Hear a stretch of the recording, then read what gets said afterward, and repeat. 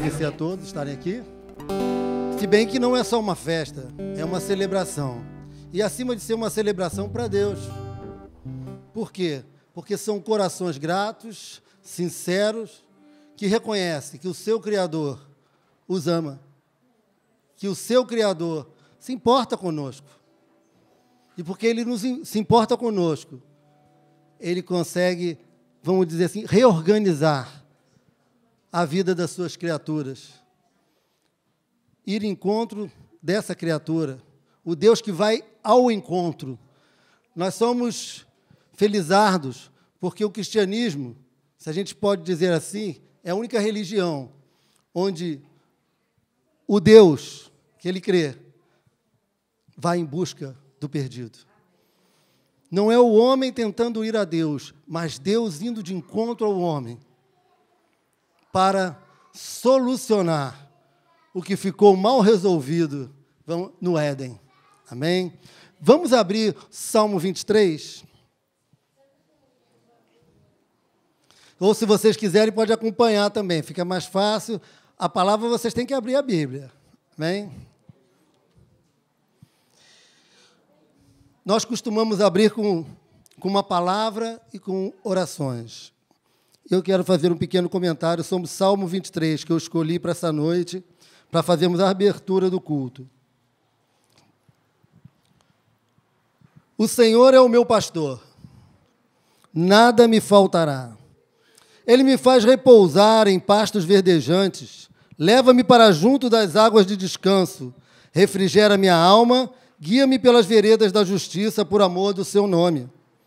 Ainda que eu ande pelo vale da sombra da morte, não temerei mal nenhum, porque tu estás comigo, o teu bordão e o teu cajado me consolam. Prepara-me uma mesa na presença dos meus adversários, unge-me a cabeça com óleo, o meu cálice transborda. Bondade e misericórdia certamente me seguirão todos os dias da minha vida, e habitarei na casa do Senhor para todo o sempre. Esse salmo escrito por Davi, o rei Davi, nos diz: o Senhor é o meu pastor. Ele não foi, ele não será, ele é. Ele é hoje, ele é ontem, ele é amanhã. Deu para perceber isso? Olha que coisa gostosa. O nosso Deus, o Criador, o Senhor dos Senhores, o Todo-Poderoso, se importa tanto conosco que Ele diz que o Senhor é. É. Então eu acordo e sei que Deus é. Não vai ser talvez, não vai ser pode ser, não vai ser acho. Não, Ele é o meu pastor. Ele apacenta. Isaías 40:11 nos diz que Ele apacenta, que com os braços recolherá, levará as águas tranquilas e irá matar a nossa sede. E as crianças as levará com calma. O Deus que é apacentador, o Deus que é braço forte para recolher, o Deus que leva as águas tranquilas e mata a sede, o Deus que dá a vida pelas suas ovelhas na cruz. É esse Deus que nós hoje estamos aqui reunidos, estamos presentes, reconhecendo e prestando culto a um Deus que pode fazer muito mais do que temos pedido ou pensado.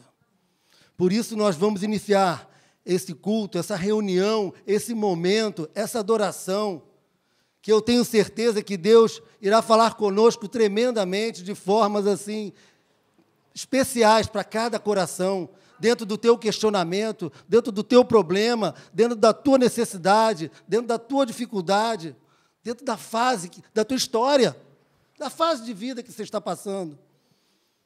Você ouvirá, através de uma reunião singela, através de uma reunião de comemoração, através de uma reunião que comemora 2 anos de um local que foi aberto pela vontade de Deus, pelo coração desse Deus, para alcançar o quê? Vidas.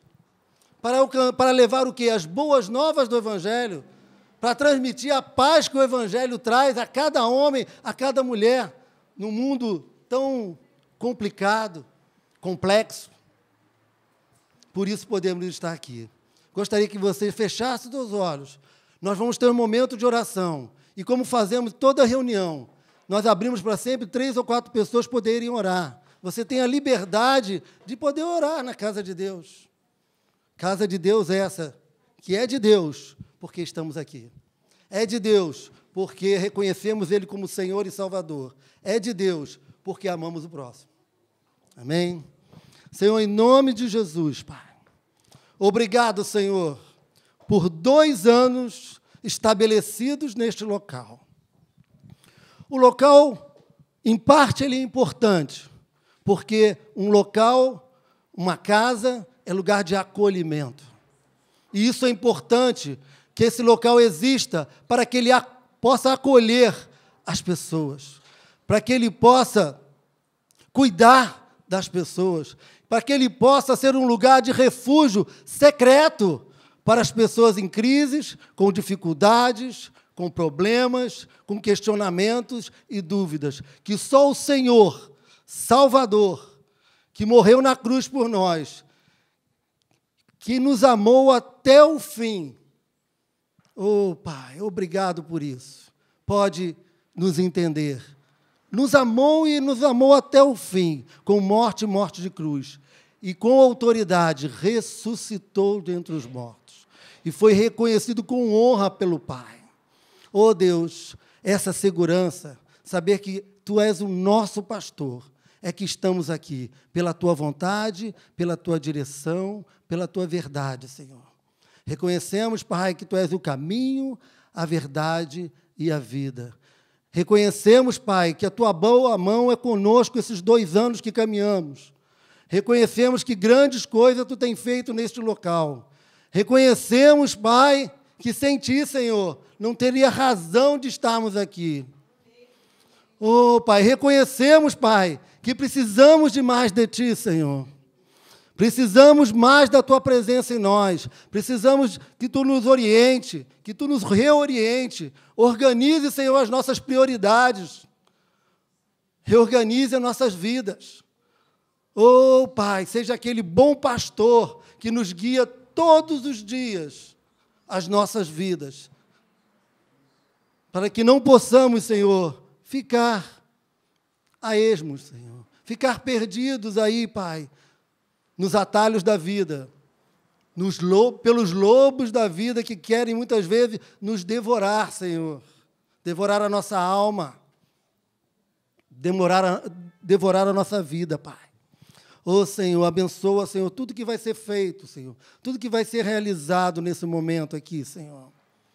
Abençoa, Senhor, para a direita, para a esquerda, em frente, atrás, Senhor. Tijuca, Usina, Muda, Rio Comprido, Estácio, Alto da Boa Vista, ou Andaraí, Vila Isabel, Grajaú, Senhor, o Grande Rio, de uma forma geral, Pai. Queremos que as pessoas sejam impactadas com a Tua verdade, impactadas com o Teu amor, impactadas, Senhor, pela Tua presença, para que venha ser um divisor de águas na vida delas, Pai, e que elas possam perceber, Senhor, que andar contigo, Pai, te conhecer e prosseguir em te conhecer, vale a pena, Pai. Oh, como vale a pena, Pai. E que esse lugar, Senhor, seja essa referência, Pai. Em nome de Jesus.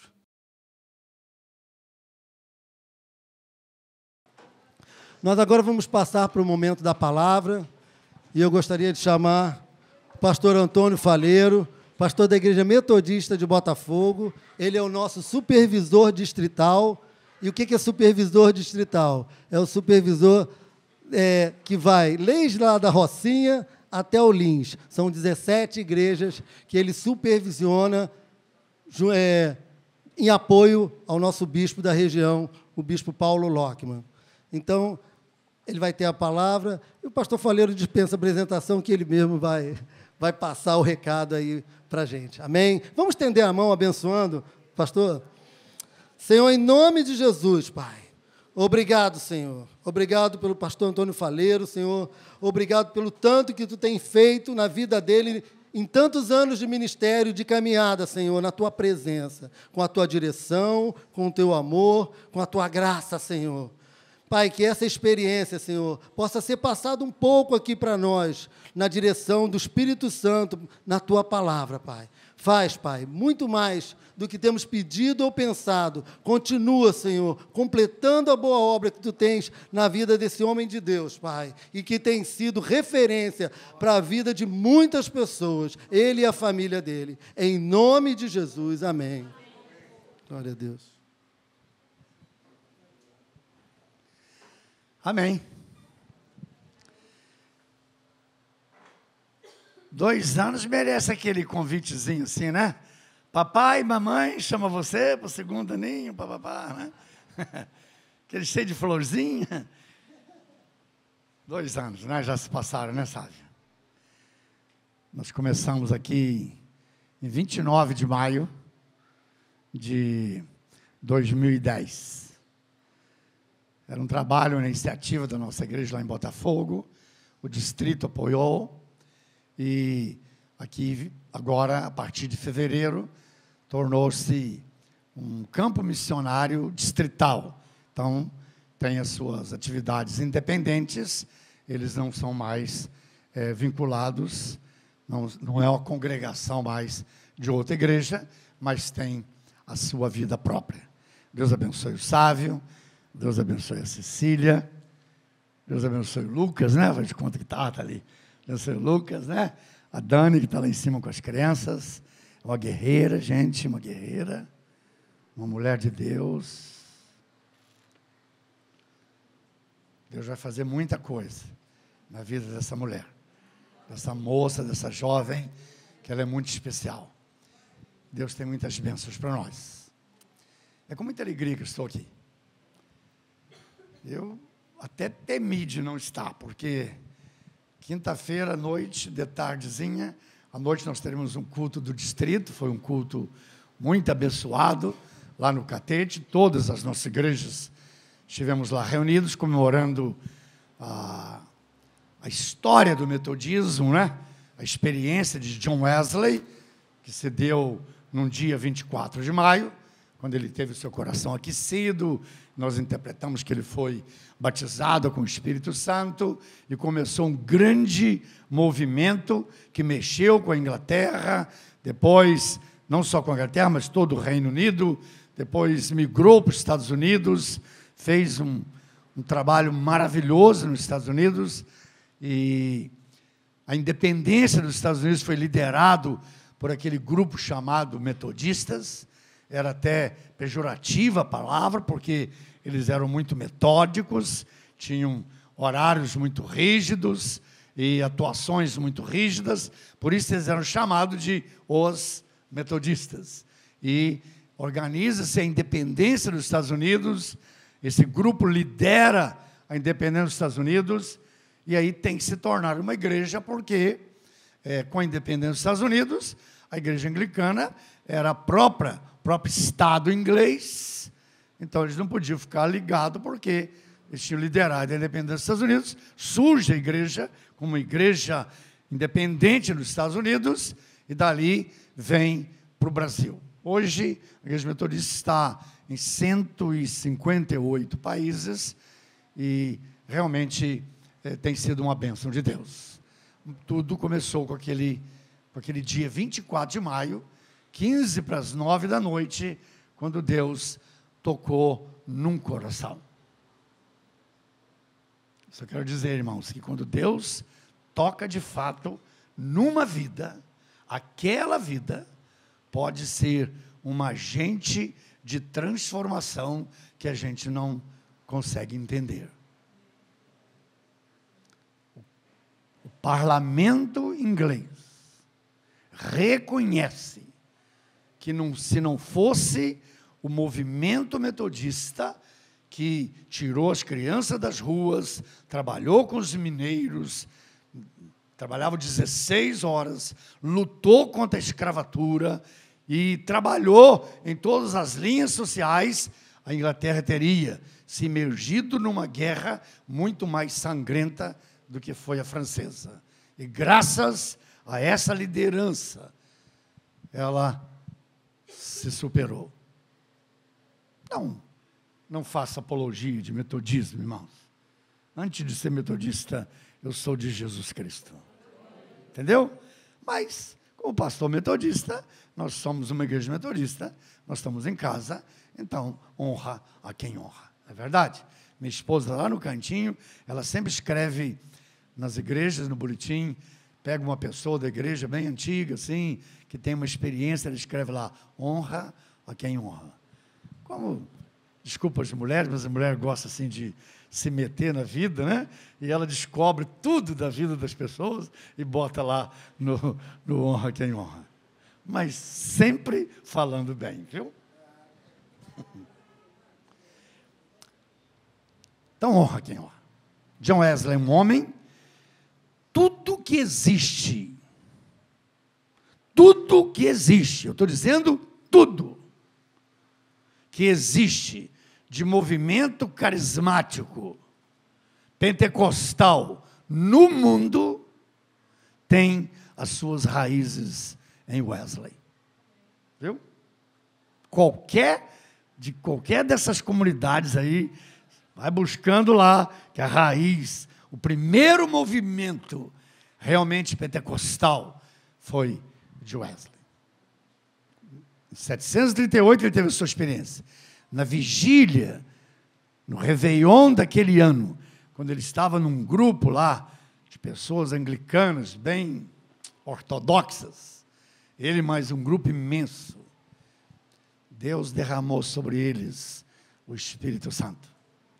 Todos caíram no chão, começaram a falar em línguas, a profetizar e a glorificar a Deus. E quando eles terminaram aquele momento, o Wesley escreve no seu dicionário, nós experimentamos um novo Pentecostes. Hoje é o dia do Pentecostes. Eu não vou pregar de Pentecostes agora, que eu preguei de manhã lá na minha igreja já. Mas toda a igreja, pense naquela igreja mais litúrgica, mais tradicional. Se ela é uma igreja do Senhor Jesus, ela tem que ser uma igreja pentecostal. Não é pentecostalista. Tem muita bobeira por aí também, viu? Tem muita profetada aí, dizendo que são profecias, né? Tem muita coisa aí que faz mais mal do que bem. Isso é profetadas, né? Isso é outra coisa. Mas pentecostal é que vem do Pentecostes. Então, toda a igreja nasceu no Pentecostes. Eles esperavam a manifestação do reino. Os apóstolos, os discípulos, esperavam a manifestação do reino. E Deus mandou a igreja. Por isso a igreja tem um papel extraordinário na vida do mundo. Cabe a nós, igreja, seja de que nome for, cabe a nós continuar as obras do Senhor Jesus. Como é que foi definido por João as obras de Jesus? Jesus veio para destruir todas as obras do diabo. E ele veio para que tivéssemos vida e vida em abundância. Então esse é o papel da igreja. A igreja tem que transmitir vida. A igreja tem que transmitir poder. A igreja tem que caminhar debaixo da unção. A igreja tem que viver debaixo da unção de Deus. A igreja, que é a igreja do Senhor, tem que andar debaixo da unção do Espírito Santo. Deus, como Pai, agiu lá na criação, criou todas as coisas. Parou. Depois Deus, como Filho, agiu na nossa salvação. E hoje, Deus, como Espírito Santo, age na vida do mundo para a preservação e a glorificação de Jesus. Então, irmãos, o ministério que existe hoje é o do Espírito Santo. Viu? Então, nós não podemos resistir ao Espírito. Temos que deixá-lo falar ao nosso coração. Isso é só uma palavrinha, tá bom? Vem a mensagem agora. Eu me chamo Faleiro. Mas eu fiz uma bobeada quinta-feira. Um pouquinho antes do culto lá, eu fui tomar um café e fui lá na geladeira e peguei um pedaço de queijo, e aquele queijo estava estragado. E aquilo fez uma arruaça na minha vida. Eu não dormi de quinta para sexta. Sexta eu estava com muita dificuldade de falar lá para os pastores, lá na Tijuca, mas Deus foi misericordioso ainda, né? E passei a tarde toda deitada e ontem o dia todo. Mas hoje de manhã, já estou renovado. Estamos aqui para experimentar a glória de Deus. Abra suas Bíblias. Num texto que a gente conhece muito, Ezequiel.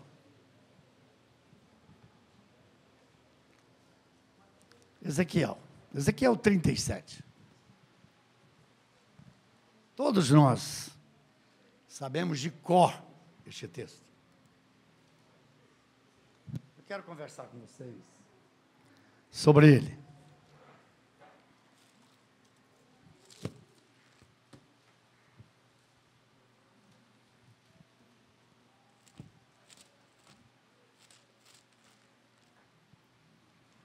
Diz assim a palavra do Senhor. Ezequiel 37. Vamos ficar em pé? Não está escrito em lugar nenhum que a gente tem que ficar em pé para ler a Bíblia. A gente pode ler a Bíblia sentado, às vezes até deitado, né? Às vezes eu estou lá na minha rede, lá em Araruama, leio a Bíblia, às vezes quando eu acordo ela está caída, mas eu li bastante. Mas tem algumas referências interessantes, quando Deus ia falar ao povo, e algumas vezes isso aconteceu, a gente vê isso lá no começo da Bíblia, que o povo ficava em pé, e não era um pouquinho não, às vezes, a manhã toda. Esdras botou o povo a manhã toda em pé, enquanto ele lia e relia a lei do Senhor. Então, só um pouquinho, são 14 versículos, olha o que diz. Veio sobre mim a mão do Senhor. A tradução Jerusalém diz, veio sobre mim a poderosa mão do Senhor. E me levou pelo Espírito do Senhor, e me deixou no meio de um vale que estava cheio de ossos. E me fez andar ao redor deles. Eram muito numerosos na superfície do vale, e estavam sequíssimos. Então me perguntou o filho do homem, acaso poderão reviver esses ossos? Respondi, Senhor Deus, tu sabes. Disse-me ele, profetiza estes ossos. E disse-lhes, ossos secos, ouvi a palavra do Senhor. Assim diz o Senhor Deus a estes ossos, eis que farei entrar o Espírito em vós, e vivereis. Porei tendões sobre vós, farei crescer carne sobre vós estenderei pele, e porei em vós o Espírito, e vivereis. E sabereis que eu sou o Senhor. Então profetizei segundo me for ordenado. Enquanto eu profetizava, houve um ruído, um barulho de ossos, que batiam contra ossos, e se ajuntavam, cada osso ao seu osso. Olhei, e eis que havia tendões sobre eles, e cresceram as carnes, e se estendeu a pele sobre eles, mas não havia neles o Espírito. Então ele me disse: profetiza ao Espírito, profetiza, ó filho do homem, e diz-lhe: assim diz o Senhor Deus, vem dos quatro ventos, ó Espírito, e assopra sobre estes mortos, para que vivam. Isso no hebraico tem uma palavra, irmão, chama ruá. É o manifestar do Espírito Santo de Deus. Profetizei como me ordenara, e o Espírito entrou neles, e viveram, e se puseram em pé, um exército sobremodo numeroso. Então me disse: filho do homem, estes ossos são toda a casa de Israel. Eis que diz: os nossos ossos secaram, e pereceu a nossa esperança. Estamos de todos exterminados. Portanto profetize e diz-lhes: assim diz o Senhor Deus, eis que abrirei a vossa sepultura, e vos farei sair dela, ó povo meu, e vos trarei a terra de Israel. Sabereis que eu sou o Senhor, quando eu abrir a vossa sepultura, e vos fizer sair dela, ó povo meu. Porei em vós o meu espírito, e vivereis, e vos estabelecerei na vossa própria terra. Então sabereis que eu, o Senhor, disse isto e o fiz, diz o Senhor. Amém. Muito obrigado, Senhor, por esta palavra. Fale a nós por intermédio dela, em nome de Jesus. Amém. Pode sentar, irmãos. Quem foi o profeta Ezequiel? O profeta Ezequiel foi o sucessor do profeta Jeremias. Jeremias profetizou para o povo que estava em Judá, nas 2 tribos do sul, que as 10 tribos do norte já tinham desaparecido. Senaqueribe, a Síria já tinha dominado as 10 tribos do norte. E Jeremias estava profetizando de que eles tinham abandonado o Senhor, e por isso eles iam ser levados para a Babilônia. Toda a vida de Jeremias, ele profetizou isso. E ele foi levado junto, Jeremias. E assim aconteceu. Ezequiel profetizou lá na Babilônia, lá no cativeiro. Então, quando ele profetiza isso, ele está profetizando para um povo que está no meio de um cativeiro, que não tinha nenhuma esperança. Como diz o Salmo, que eles dizem assim, eles pediam que nós cantássemos, que as nossas harpas estavam nos salgueiros, eles diziam: canta-nos uma canção da vossa terra. E nós dizíamos: como cantaríamos nós, em terra estranha, os cânticos do céu, do Senhor? Eles não tinham esperança. Só que Ezequiel sabia que Deus tinha mandado eles ficar lá 70 anos, e que estava chegando a hora deles voltarem. Então ele levanta essa profecia aqui. É uma visão que ele tem. Eu não vou falar de vale de ossos, irmãos, mas eu quero tirar 4 mensagens para nós, aqui, essa noite.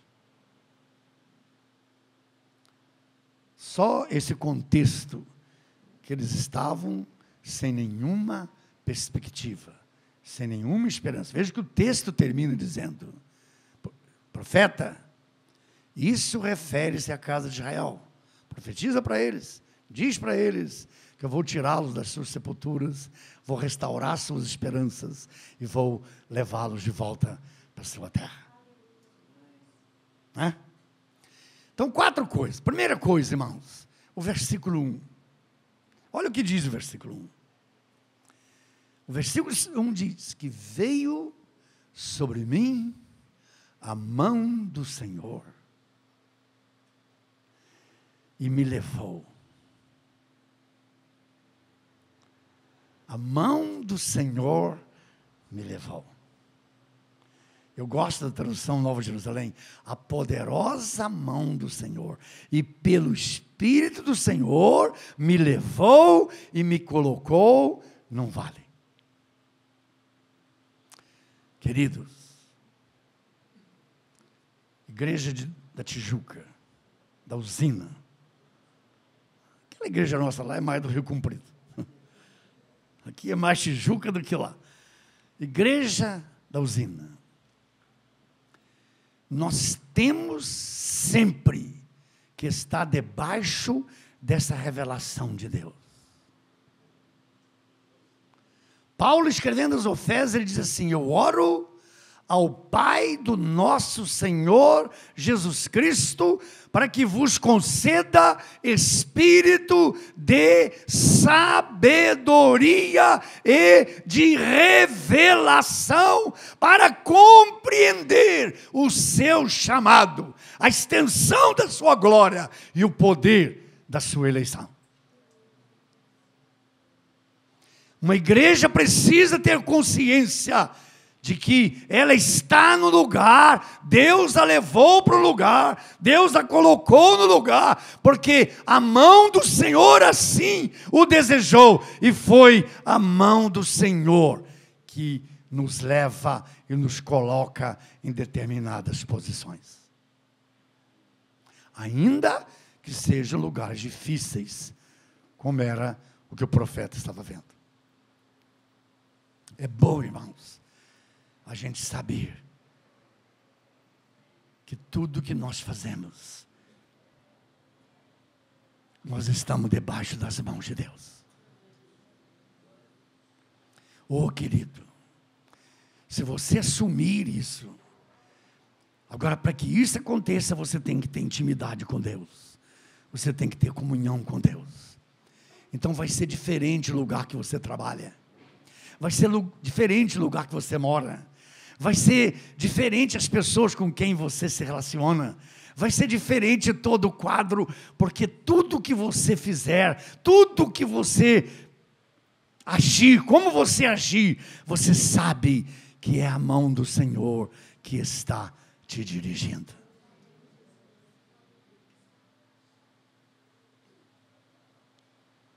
Eu sou pastor há alguns anos, irmãos, há bastante tempo. Eu sou pastor há 44 anos. Eu já vi muitas coisas, mas isso dá a gente uma certa autoridade para a gente falar. O nosso Deus não falha. Às vezes nós falhamos, às vezes nós fazemos coisas sem orar devidamente, às vezes nós tomamos decisões sem pedir de fato a direção de Deus. Às vezes a gente faz negócios sem colocar o joelho diante de Deus e pedir a direção de Deus. Aí não dá certo e a gente leva uma coça, né? E às vezes até desculpa a Deus. Ô Senhor, por que tu fizeste isso comigo? É porque a gente não pediu que a mão do Senhor nos dirigisse. Mas Deus não falha. Aleluia. Deus não falha. E mesmo que a gente falhe, mesmo que a gente erre, mesmo que a gente tome decisões equivocadas, se humildemente a gente dobrar-se diante do Senhor e dizer: Senhor, estende as suas mãos. Ele não está com as mãos encolhidas, mas Ele estende a sua mão, segura a nossa mão e diz: meu filho, minha filha, não temas, eu estou contigo, eu vou te ajudar a sair dessa, eu vou te abençoar. Esse é o nosso Deus, irmão.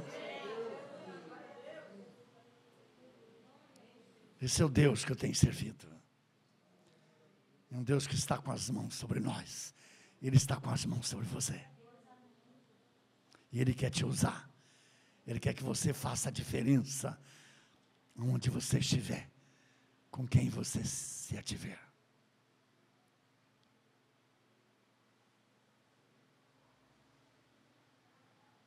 Hoje de manhã eu falei no culto lá e vou falar aqui também. Às terças-feiras nós temos uma reunião de oração muito boa lá em Botafogo. Toda terça, muito boa mesmo. É bênção pura. A gente ora, a gente unge, a gente põe as mãos, a gente ora uns pelos outros. Mas há um momento em que a gente levanta um clamor e a gente levanta o nome das pessoas, e pessoas com quem a gente está querendo que Deus toque na vida dele, e as pessoas gritam e falam os nomes lá, os mais variados nomes, e a gente faz um clamor, e Deus tem atuado. E eu tenho pedido para um cidadão lá de Araruama. Eu tenho negócio em Araruama. Eu tenho minha casa em Araruama, eu tenho negócios lá. Então, toda semana eu tenho que passar lá. Pelo menos um dia e meio por semana eu tenho que passar lá. Para pagar, para resolver os problemas lá.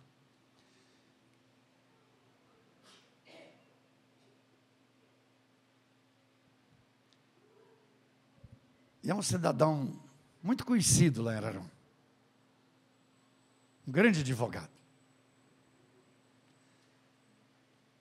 E é presidente do maior centro espírita de Araruama.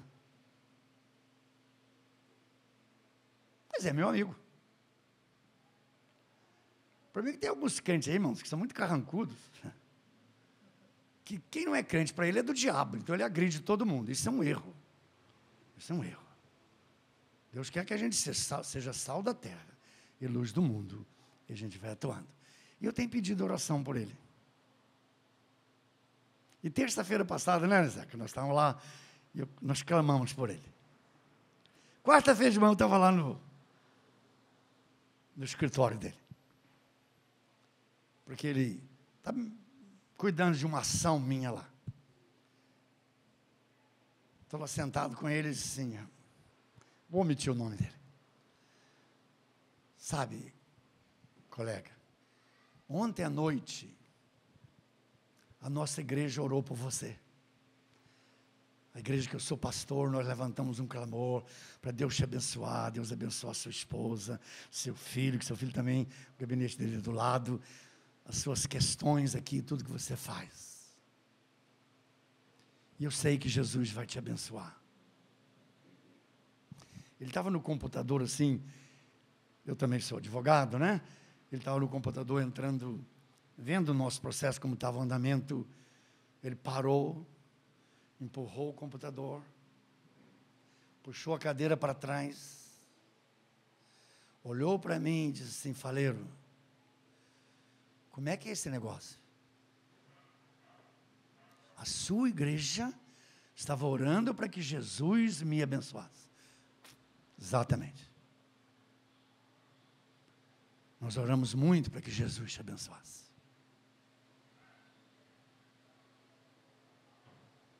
Irmãos, aquele silêncio, ele baixou a cabeça e começou a chorar. E começou a chorar. E levantou e me abraçou. E nós ajoelhamos lá no escritório. E nós oramos, irmãos.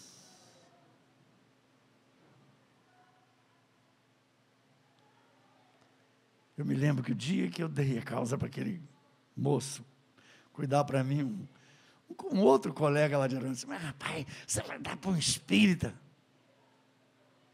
Meus irmãos, a mão de Deus faz coisas que a gente não entende.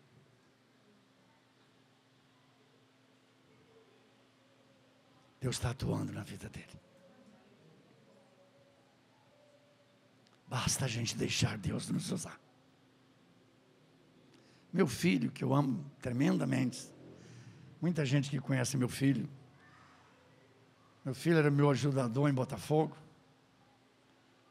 um músico aí, de altíssimo nível. Deus, eu pego meu filho e leva lá para Paris. Está lá em Paris. Trabalhando com artistas. Trabalhando com pintores, com cantores, com músicos, com tudo que é artista. Com todo respeito aos artistas. Mas o povo complicado. É gente envolvida em drogas. É gente envolvida em sexo. É gente que acha que a arte está acima de tudo, então tudo é livre.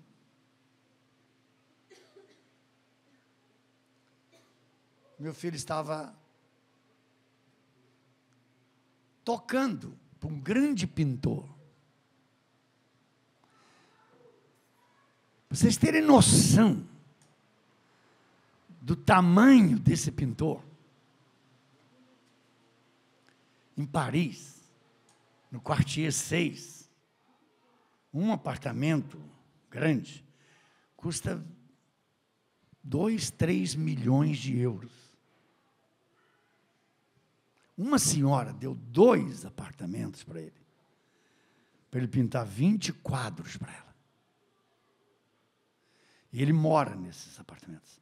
Mora num e o outro é o ateliê dele.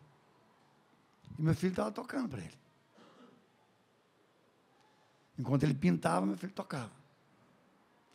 Ele disse: pai, às vezes eu estava lá tocando assim, o que eu estou fazendo aqui? E aquele moço ficou amigo do Gustavo. Chamou o Gustavo para almoçar com ele. E quando ele foi almoçar, antes de almoçar, o Gustavo baixa a cabeça e ora. Ele olha para ele: o que você orou? O que é isso que você fez aí? Você não sabe, mas eu sou pastor. Eu sou um missionário aqui em Paris. Ele empurrou o prato para lá, os garfos para lá. E olhou para ele, disse um palavrão. E disse: se você tivesse me falado isso há um mês atrás, quando eu te conheci, eu nunca falaria com você. Eu nunca conversaria com você. Aí meu filho disse: bem, agora você tem 2 coisas a fazer. Ou continuar conversando comigo, ou me mandar embora.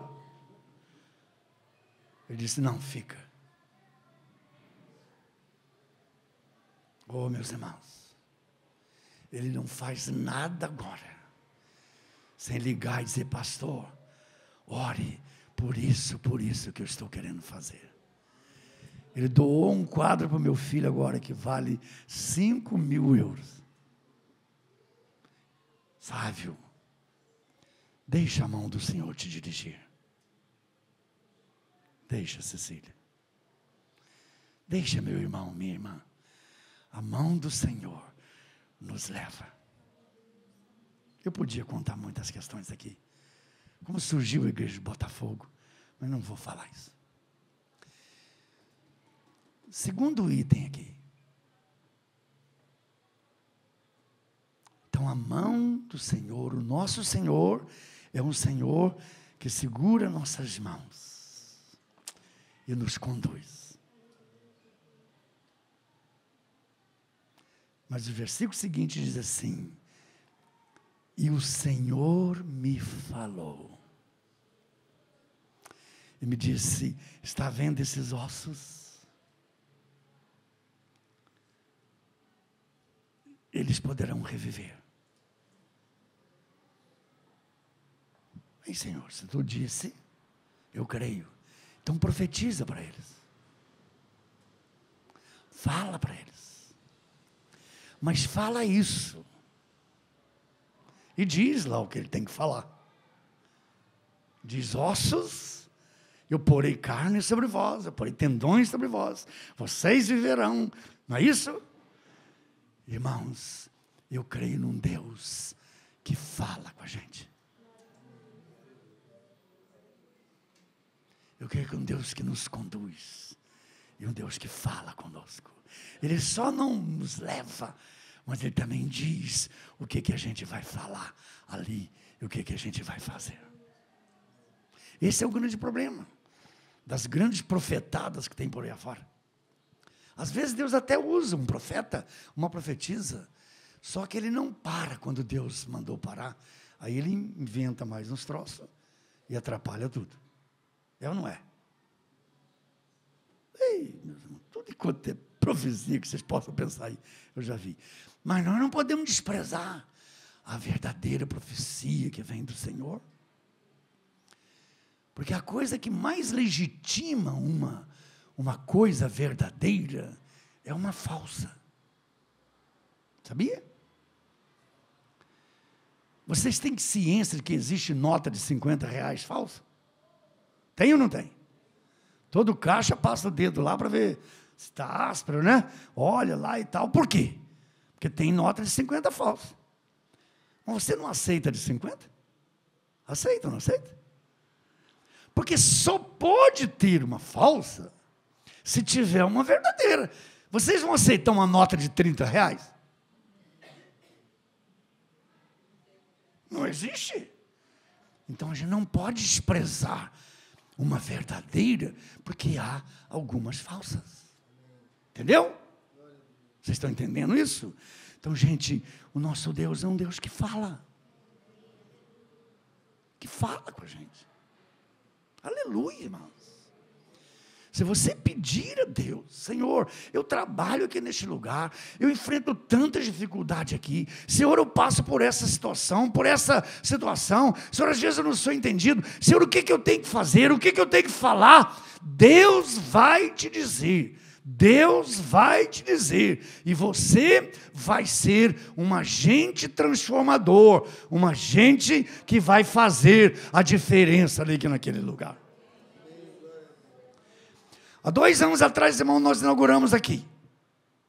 Eu confesso agora, se eu não sei se foi um mês antes ou um mês depois que nós inauguramos aqui. Eu caminho toda manhã ali no aterro do Flamengo. Eu moro ali no aterro do Flamengo. Eu gosto de caminhar ali. Quando eu não estou ali, eu estou em Araruama, caminho lá em Araruama. Isso é um bom defeito. Se você não caminha, passa a caminhar. Eu gosto de caminhar. Era um sábado. Eu estava caminhando no aterro. Eu vou lá da Marina da Glória, até lá embaixo, na enseada de Botafogo e volto. E quando eu estava chegando ali, naquela negócio do Estácio ali, aquele monumento do Estácio, né, ali no meio, ali entre Flamengo e Botafogo, eu estava passando, tinha tirado minha camiseta, com a minha bermuda, um tênis, estava segurando a camiseta, eu vi 2 homens. Ali tem umas mangueiras, pode passar ali que vocês vão ver. Ali agora tem até uma academia ao ar livre ali. Tem umas mangueiras ali, e eu vi 2 homens, bem grandes, bem grandes mesmo. Homens arrão. Eu os vi lá debaixo de uma mangueira. Tá bom. Continuei caminhando. Irmãos, eu vi Deus falar claramente aos meus ouvidos. Vai lá, ora para aqueles 2 homens. Literalmente eu bati na minha orelha, Senhor. O que é isso? Eu sou igualzinho a vocês, eu passei direto. Eu não obedeci, não. Mas quando eu estava passando, Deus falou mais claro ainda. Você não é pastor. Eu não te chamei para ser pastor. Eles estão precisando. Vai lá. Ora por eles. Bem, irmãos, eu sou teimoso, mas não sou tanto. Oh, queridos. Respirei e fui lá perto dos homens. 2 baita de homem. Falei, olha, escuta aqui, eu não sou maluco.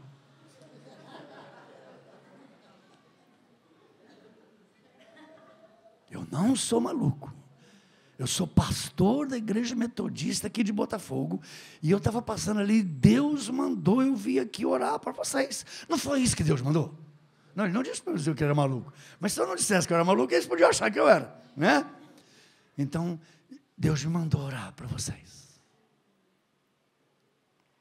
Irmãos, o mais alto chama Pedro. E o outro, alto também, um pouquinho coisa diferente, Evandro. O Pedro olhou para o Evandro e disse assim, Evandro, que negócio é esse, tchê? Eram 2 gaúchos. Que negócio é esse, tchê? Irmãos, os 2 me abraçaram e começaram a chorar. Vocês sabem como é que são os cariocas. 2 homens grandão, abraçando um cara baixinho. Juntou um monte de gente lá em volta da gente.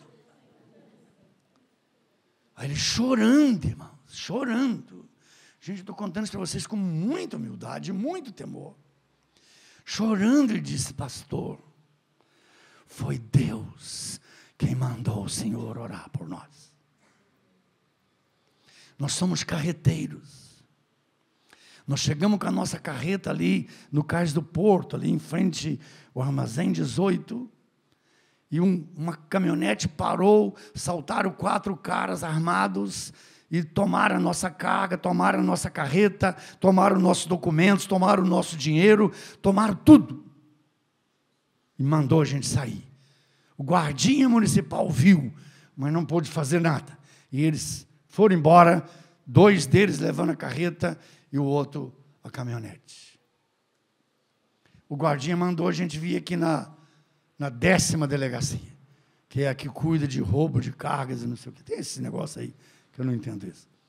E nós viemos lá, sem documento, sem nada, falamos lá, comunicamos, o moço lá fez a ocorrência, diz que daqui uns 3 dias ele nos dá o boletim de ocorrência e mandou a gente esperar. E nós não temos dinheiro, não temos nada, aí viemos aqui para a praia, estamos sentados aqui, não sabemos o que fazer. E Deus mandou o Senhor. E ele falou mais, irmãos, olha por que Deus escolheu um pastor metodista. Podia escolher um pastor da Assembleia, podia escolher um pastor da Nova Vida, de qualquer outra igreja. Aquele moço tinha sido membro da igreja metodista lá em Porto Alegre, o Pedro. Ele disse, pastor, eu fui membro da igreja metodista Wesley em Porto Alegre, mas eu estou afastado da igreja. Oh, irmãos, e nós ajoelhamos ali na praia, e nós oramos. E um monte de gente começou a chorar em nossa volta. E nós oramos por várias pessoas também. Enquanto eu estava orando, irmãos, eu lembrei que meu celular estava no bolso. Por acaso está aqui, nem desliguei, vou até desligar. Não precisa não. Eu peguei o meu celular, que Deus me disse, na hora que eu estava orando por eles, liga para o patrão deles. E eu disse, Pedro, qual é o telefone do seu patrão? Eu quero falar com ele. Pastor, não adianta. Ele é um homem muito ocupado. Hoje é sábado. Ele nem não atende de jeito nenhum telefone. Rapaz, se Deus mandou orar por vocês, Ele está esperando eu ligar para ele lá. Ele me deu o telefone, irmãos, eu liguei. O homem atendeu. Eu disse, olha, eu sou pastor da igreja metodista, aqui de Botafogo. Eu estou com seus 2 motoristas, o Pedro e o Evandro. Eles foram assaltados lá no cais do porto, levaram a carreta deles, levaram os documentos, levaram tudo. Eles estão aqui perdidos, eu não sei o que fazer com eles. Ele, pastor, dá o telefone para o Pedro. Eu dei o telefone e ele conversou lá não sei o que com o Pedro. E aí ele voltou o telefone e disse, pastor, ele quer falar com o senhor. Ele disse, pastor, já que o senhor está ajudando meus empregados, o senhor vai ajudar mais um pouquinho. Me diz o número da sua conta. Eu vou fazer uma transferência agora para a sua conta. Aí quando cair na sua conta, o senhor vai lá, tira o dinheiro, dá para eles, manda eles vir embora para Porto Alegre. Depois a gente cuida do restante. Ô, irmãos, eu dei o número da minha conta para ele. Fui lá em casa, ali pertinho, peguei o carro, fomos para o gabinete da igreja. Ficamos lá. Liguei o computador, entrei na minha conta, fiquei esperando. Aí um pouquinho, mexeu lá, entrou. Acho que foi R$1.000 que ele mandou. Falei, Pedro, está aqui. Passei lá no banco, tirei, fui com eles na rodoviária. Eu sou cuidadoso. Fui com eles na rodoviária ali no Novo Rio, comprei a passagem para eles. Ele mesmo comprou, ficou com o restante lá. Aí, tudo certinho, abraçamos, choramos, oramos de novo ali. Eles entraram no ônibus e foram embora. 3 meses depois, irmãos, eu recebo uma cartinha do Pedro, dizendo, pastor, eu voltei para a igreja. O Evandro vai se batizar e o meu patrão está frequentando a igreja. Vocês entendem, irmãos? Vocês entendem? Deus fala. Abra o seu ouvido, abra o seu coração, e o Senhor vai segurar as suas mãos.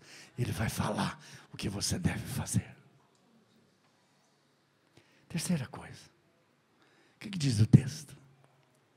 aquele exército de osso. Gente, imagina que negócio. Que monte de osso seco, sequíssimo, diz aí, né? Saindo até aquela fumacinha. Vento assim daquela fumacinha. Juntando ali, formando um exército. E formam um exército. Só que eles não tinham vida. Então Deus diz para o profeta: profetiza agora, para que o meu Espírito venha sobre eles e entre neles, para que eles vivam. Oh, igreja, oh, irmãos, nós podemos ser um exército. Nós podemos ser uma igreja muito organizadinha. Nós podemos ser uma igreja que tem tudo arrumadinho, todos os ministérios funcionando, excelentes corais, e um monte de gente, né? E tudo funcionando. Mas, queridos, podemos ser apenas uma organização, um ativismo da nossa inteligência. Mas o que faz de fato a gente ser uma igreja do Senhor é o Espírito Santo de Deus. Eu sou um homem de planejamento. Eu fui reitor de universidade, de algumas universidades, sempre trabalhei em planejamento. Eu não sou contra planejamento. Mas às vezes, irmãos, nós como igrejas, e principalmente a igreja metodista, a gente faz tanto projeto, tanto plano, tanto papel, tanto relatório, tanta reunião, que não dá tempo do Senhor agir. Não sobra. Oh, queridos, a gente tem que estar nas mãos de Deus e dizer: ó Espírito Santo, vem sobre nós, para que a gente tenha vida e a gente possa fazer tudo em nome do Senhor. Amém?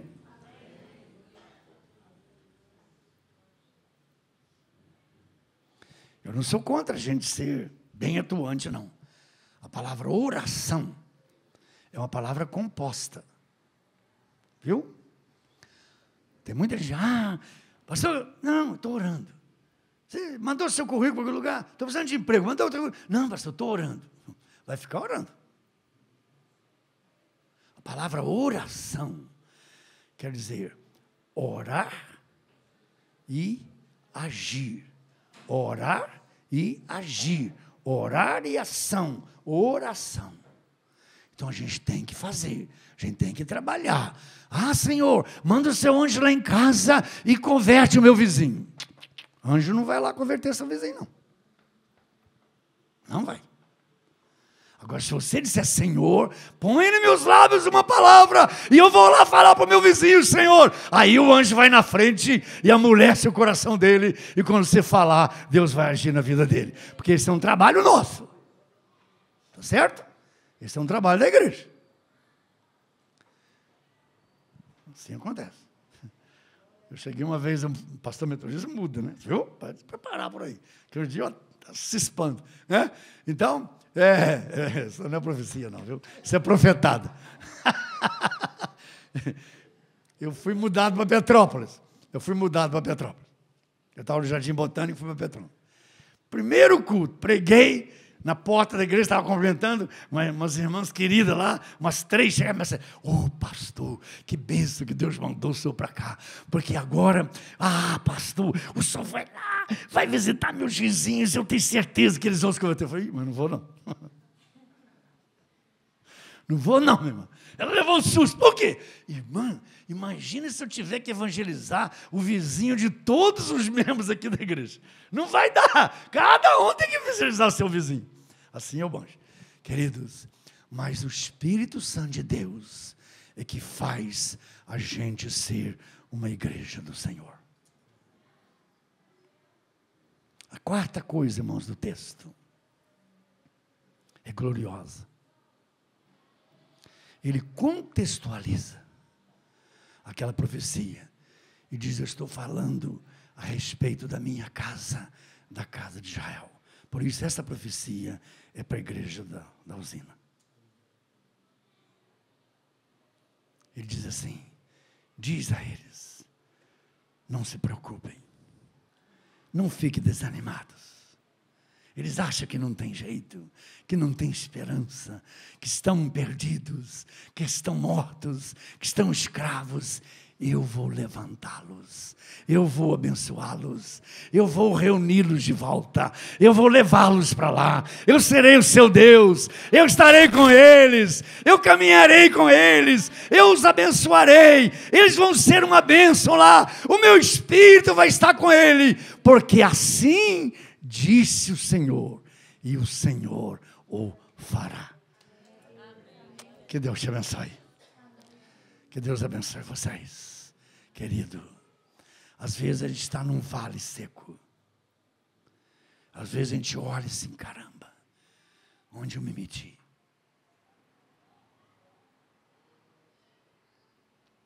Deixa Deus falar.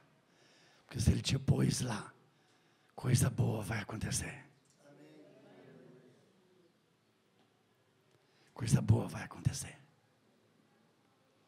Eu já vi muitos lugares bonitos, irmãos. Também já vi muitos lugares feios. Eu fui da Força Aérea há muitos anos. Eu fico vendo essas notícias aí da seca, né? Esse negócio de seca lá no Nordeste, ó. Eu era da Força Aérea lá na década de 60. E a gente já enfrentava isso lá. Eu tinha que socorrer aquele povo lá.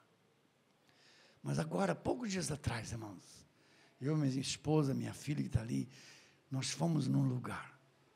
Gente, eu nunca vi tão bonito. Pensa na Tijuca toda, entrando bonita, até a Central, pegando a Vila Isabel, Maracanã, até lá para o Riachuelo. Um parque, um grande parque. Gente, tudo com flores. Flores de todas as cores. Tudo colorido. Ah, todo mundo batendo foto. Quem não quer tirar uma foto no lugar desse, né? Mas nem sempre a gente está no lugar desse, gente. Às vezes a gente está num lugar que não é tão florido. Mas Deus pode fazer aquele lugar ficar florido. Deus pode te usar. Deus pode te abençoar. Deixe o Senhor agir na sua vida. Eu creio num Deus que segura-nos pelas mãos e nos conduz. Eu creio num Deus, irmãos, que fala conosco. Eu creio num Deus, irmãos, que derrama o seu Espírito Santo para que a gente tenha vida. Eu creio num Deus, irmãos, que faz a gente ter esperança quando não há esperança. Eu creio num Deus, irmãos, que está com as mãos estendidas, não está com as mãos encolhidas, para nos abençoar. E esta noite, Ele quer te abençoar. Esta noite, Ele quer dizer, Igreja da Usina, 2 anos, eu vou te dar um presente, eu vou te abençoar. Você vai ser uma bênção aqui em volta. Você vai ser uma bênção aqui em volta. Isaías 43 diz assim, ore, dê ordens. Versículos 5, 6 e 7. Senhor, ore, peça ao Senhor para soltar, para libertar as pessoas que estão no Oriente, no Ocidente, no Norte, no Sul, para que venham congregar. Tem muita gente oprimida, irmãos. Tem muitas famílias oprimidas. Problemas de sexo, problema de infidelidade, problema de drogas. E Deus levanta a igreja. Se te pôs aqui, sabe? Se pôs vocês aqui, meus irmãos e minhas irmãs.